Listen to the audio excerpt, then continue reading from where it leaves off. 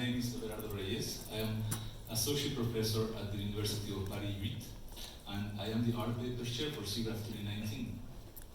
In this session we'll have 5 papers, and I am pleased to introduce the Best Art Paper Award.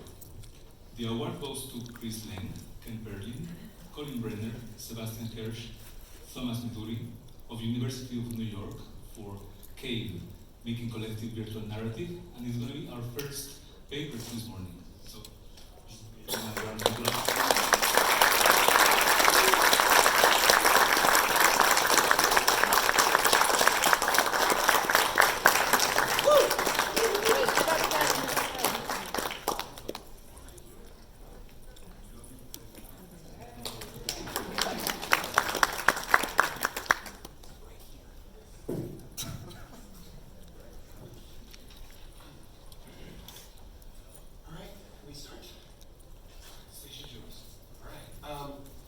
Photography and recording are encouraged. All right. So first we're going to show you a little snippet of what we're doing. Oh. This video doesn't play. Or maybe it's on the other side. That's okay. All right. There's a video. If you saw the fast forward, it's the same video. All right. Okay. So. In Cave, we set out to create a disruption in the way that people physically gather to experience immersive art and entertainment. Cave is a shared 6-minute narrative experience about a young Ice Age woman becoming the shaman of her tribe. In 3.5 days, almost 2,000 people attended its technical premiere at SIGGRAPH2019 in Vancouver. 30 audience members at a time saw and heard it each from their own location in the room as they would when attending live theater. After that, Cave went on to the Tribeca Film Festival, where it was experienced by thousands more. So now most multi-person VR experiences today are delivered to one or a few people at a time and are relatively game-like. So this can result in isolating and lonely experiences which are inaccessible to the larger public. Over here you see a kinetoscope. It also causes extremely long lines at events, festivals, and conferences, which can be very frustrating to say the least. By bringing these experiences to a mass audience, we're not only making new content, but also new opportunities for creators, because they can now reach a much, much larger audience. With that goal in mind, we created Cave from the ground up as a way for dozens of people to share immersive content simultaneously. We used the capability of VR to create the illusion for an entire co-located audience that they are experiencing a live theater event together. In the shared virtual world, audience members see each other as avatars, and the movements of those avatars correspond to their own head and body movements. We found that sharing a narrative in a virtual space, while simultaneously sharing a physical space, amplifies the emotional impact of the story and creates essentially a new medium for collective audience experience. The combined effects of the story, the design, the sound, shared audience presence result in some of that special feeling of live theater, but with 2 differences. One, the ability to create stunning effects far beyond the physical limitations of production in a brick-and-mortar theater, and 2, the ability for mass reproducibility that we associate more with movies than with live theater. The subject matter we chose, which is a fantasy about cave paintings, was chosen to really emphasize that what we're doing is about people physically gathering in the same space together to experience art and to be told a story. Our earliest concept began with putting audience members around a campfire, the place where storytelling originated in prehistory. From here, we imagined a cave covered in wondrous animal paintings, like those found in modern-day Europe. Under the flickering glow of torchlight, it's speculated that for ancient cave dwellers, these paintings gave the illusion of animation and movement, creating a hallucinatory, movie-like experience. And in some sense, this was the origin story of virtual reality. Before any production began, we spent several months crafting the story and the script. This was very important to us. Then our decisions were informed by anthropological research so that we could understand the appearance, clothing, and tools of the late Paleolithic age in North Europe. And in addition, the mindset that a storyteller might have had in that time and place. We brought on a costume designer as well as a researcher to advise us. The designer mostly worked with images and photographs from 19th century Siberian shamanic peoples who had been living in isolated tribal cultures. So this was the closest primary research that we could find to make educated choices about what Ice Age people looked like. Here's a costume rendering that was made for our main character, Ayara, where she's wearing the animal skins with the fur on the inside to keep her warm. All dialogue for Cave was written in iambic pentameter to convey a sense of ritual speech from modern audiences. The intent was to set a tone of mythological significance to suggest that the events that you're watching taking place are larger than those that would occur in everyday life. Sitting around the perimeter of the cave are ephemeral ancestral spirits of past shamans. And these are the audience members, as you can see. The choice of audience representation as spirit ancestors was made so that audience members feel that they're part of the world and part of the action, and yet, as in any lean-back experience, nothing is actually required of them. Their only role as spirit ancestors is to bear witness. My background in theater and film set design provided a foundation for how I would treat the virtual and the physical space. Here you can see the large cave opening with the moon outside. This is where our main character first enters from the outside world. For the dimensions of the cave set, I was very much inspired by classical architecture, especially the single round overhead opening in the Pantheon in Rome. And this was again to, like the iambic pentameter, to subliminally suggest and evoke a sense of significance and majesty through the design. So inside the cave, the audience is seated around a thrust stage, surrounding both sides of the performance space. We chose this arrangement rather than a more traditional proscenium stage to create intimacy between the audience and our main character. I thought it was essential that all audience members have a chance to be close to the character, especially since the low resolution of the headset display made it difficult to see more subtle facial expressions from far away. The virtual space, and this part is really interesting. Not that the other part. It's morning. Differently interesting. Deviated somewhat from the physical space, wherever such variations better supported the audience experience. For example, there was a central aisle, as you can see in the map here, between the two audience groups, which was actually about twice as wide in the virtual world as in real life, which allowed the mammoth to pass through at the climactic moment.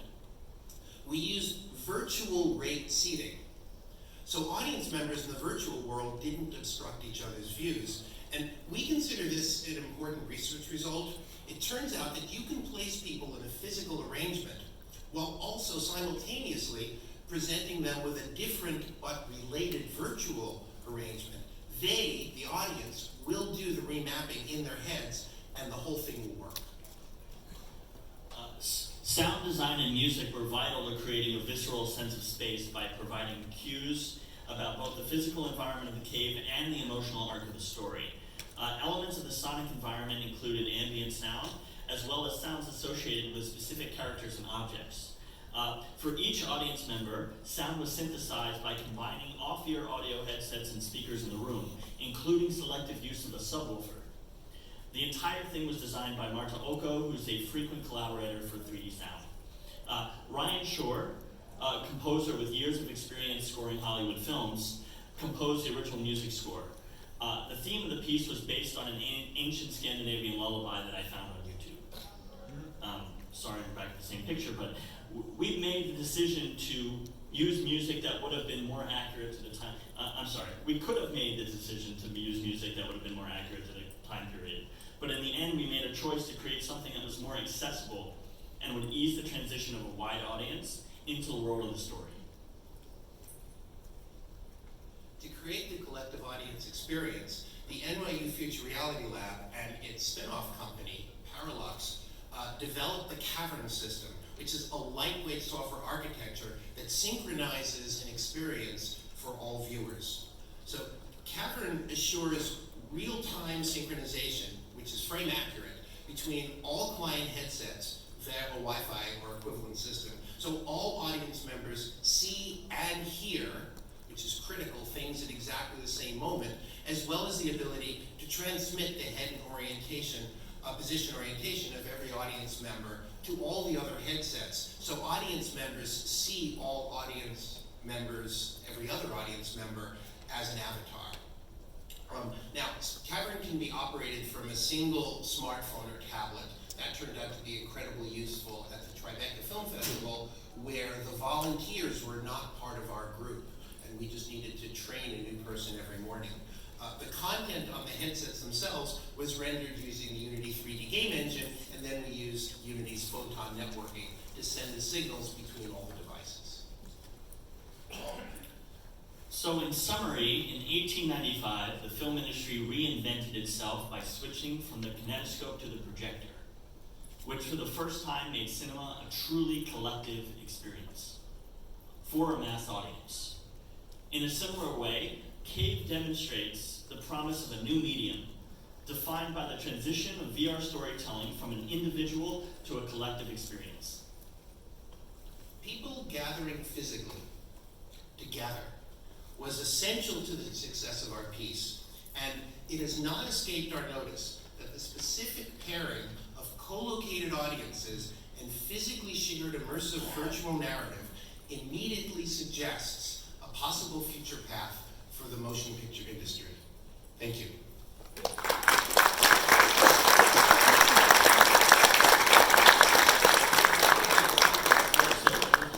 We'd love to open the floor to questions. And I also, before I forget, I want to say that we have a new piece at the Immersive Pavilion called Marrying the Monster, which is showcasing something very similar but in AR that I would love for everybody to come see and let us know what you think. Thank you very much, Chris and Ken. We do have a microphone, a couple of microphones if you want to have questions. Maybe just to get things started, I want to ask one quick question. I had the opportunity to experience Cave last year in Vancouver, and it was amazing. But I was wondering, have you thought or have you have plans of making the system or the installation portable, like creating it elsewhere, or how easy is it to recreate the installation? Well, actually, we were using Lenovo Mirage Solo headsets, which have inside-out tracking. So we weren't using any OptiTrax or Lighthouse or any external markers. So in fact, you could do the same thing with any inside-out track. For example, you could do it now with Quest, so Oculus Quest. So if you have this newest generation of inside-out track headsets, you could actually just set up anywhere by putting people in chairs, grabbing a smartphone, and giving everybody headsets. Yeah, and another thing that came out of Tribeca, out of the success of Cave, really the popular, people really loved this, and we got a lot of great feedback, was that we founded a company, a startup, that would try to deliver these kind of experiences to the wider world. It's part of our message of that. We think VR should be for everybody, and mass audiences, which is something that so basically the ability to put this technology in a contained thing that could go everywhere, like the projector. Yeah.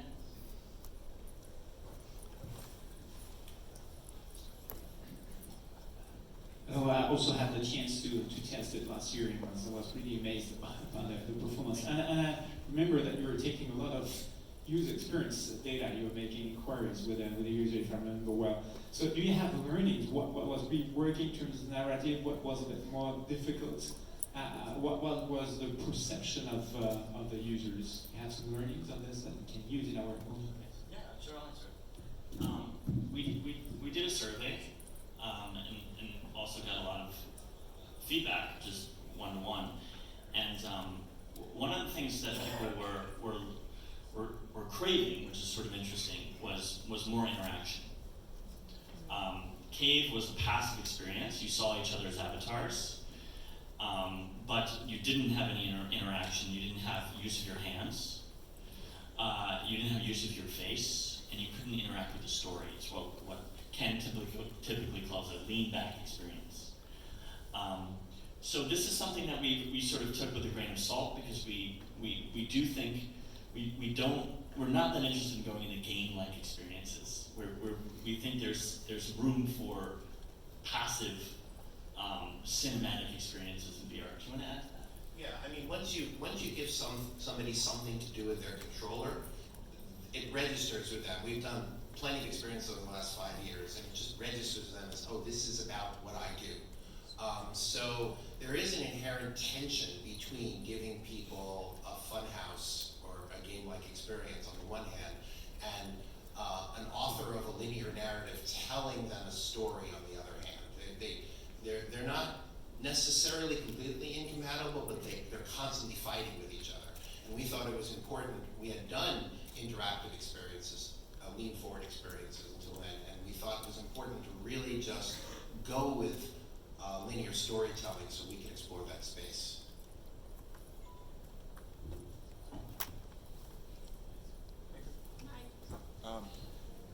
Would the technology that you used to make Cave be, are there any limitations that would prevent it from being used in a walking around sort of video experience, or is that already possible? The Lenovo Mirage Solo didn't really do any sort of room mapping, so we needed people to sit down for that. We've already in our lab established a practice with the Oculus Quest of having people walk around and be in the same space. In fact, I'm teaching my graphics class, my graduate graphics class in the fall. I'm going to hand out to all 64 students an Oculus Quest. And we're building software that's like this underneath it, so everybody will have object persistence and everybody will see each other walking around head in hands in their actual location in the room, because we feel that's the first real inexpensive, commercially available inside-out track headset, and there clearly will be a lot more that does true room mapping, so it's stable. Because the problem with not doing room mapping is if your position shifts, people run into each other, or they run into the furniture or the walls. That's just unacceptable. But we're just, as of this last spring, seeing hardware that's going to allow a walk-around experience, so don't be surprised if in 2020 you see something like that from us. Yeah. Hi, Ken. Jeff Weekly, UC Merced. Are you worried about, in these walk-around experiences, people, similarly as they do when they get a game controller, then having a sense of agency and maybe disconnecting from that cinematic experience? Or do you have, other, do you think that will not happen? Can I get this one? So when you watch a movie, theoretically you're watching an IMAX movie, you can look anywhere on the screen.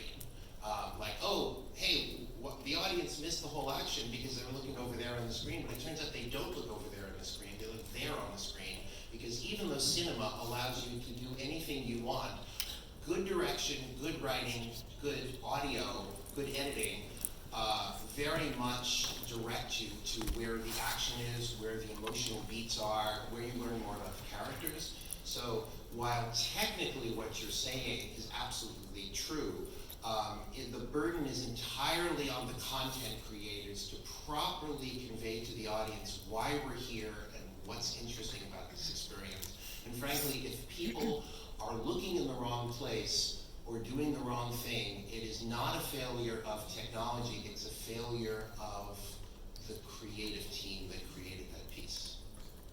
Do you want to add anything to that? Last question.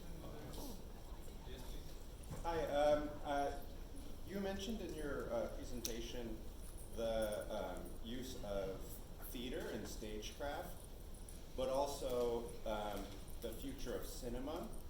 And I'm wondering if you could comment a little bit more about how you're looking to combine cinematography and stagecraft in this medium that sort of is capable of both. That's a good question. I think we're still figuring it out, and everybody's figuring it out. But what we feel is that what we've done with Cave is we replicate, we get close to the feeling of that special quality of live theater. I think it's not quite the same, but it's as close as we can imagine right now. So I think the way we talk about it is really is a kind of merger. It's the reproducibility of cinema, that you're able to record and take it all over the world in a very easy way, but having that extremely special presence that you get with theater. Yeah, and also, in 1895, the Lumiere brothers started popularizing projected film. It wasn't until 8 years later, in 1903, that the first film, The Great Train Robbery, showed up that actually showed a single close-up. So that took almost a decade before somebody said, let's go there. We consider this a different medium from either theater or traditional cinema or VR for one person. So it's going to take a while to figure out what is the equivalent of camera language. And we're hoping by showing this to this audience that we can invite other people to work with us to help develop that future immersive cinematic language.